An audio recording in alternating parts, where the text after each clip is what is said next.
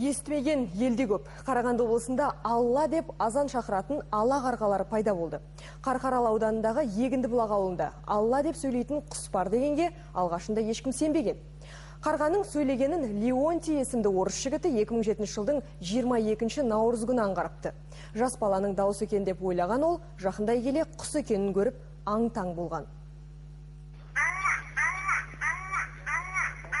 Бұл бейне көріністі жергілікті тұрғын Манаш Рамазанов ұялы телефонға түсіріп алыпты.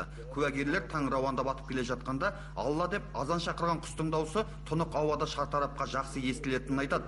Ал мынау жергілікті бейне оператор Ерно Төлегеновтің биыл жазда тұман күні камераға түсіріп алған көрінісі. Бұл қарғаны ең бірінші біз 2 ай бойы аңдып, таңғы 7-нің кезінде түсірдік. Үйреншікті жағдай, үйреніп кетті адамдар. Сырттан келгендер адамдар ғана қызықтайды. Қалған көп адамдар үш құлақтар үйренген оған. Осыдан 3 жыл бұрын құстың сөйлеп отырғанын жергілікті орыстар байқап қалыпты. Кейін сол қарғаның ұяда басқан балапандарды да сөйлейтін болып шығыпты. Кішкентай қара құс, мойны ақ.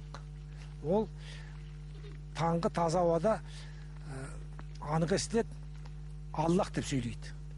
Ал мына ала қарғалар Алла дейді. Алла деп ауылда шырайнала ұшатын қарғаларды көзімізбен көруге асықтық. Таңғы 7-тен түскі 12-ге дейін ауылды бірнеше мәрте орағатып шықтық. Тым-тырыс.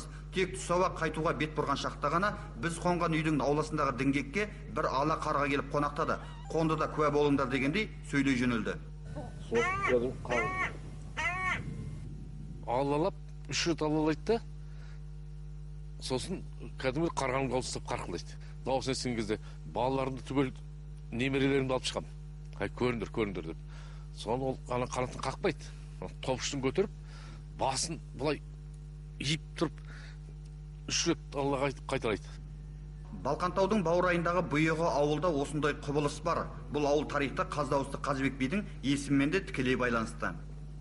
Қаздауысты Қазыбек бидің жаз жайлауы, қыс қыстауы осы Егінді бұлақ өңірінде болған. Сондықтан би атаға алғаш рет ескерткіш осы Егінді бұлақта орнатылды. Бір ғажабы осы ескерткіштің төбесіне құс қонбайды, құс саңғымайды. Бұл да бір тылсым құпия дейді ауыл тұрғындары. Нұрлан Амал, Бекзат Сәбитұлы, ұлттық арна, Қарағанды облысы.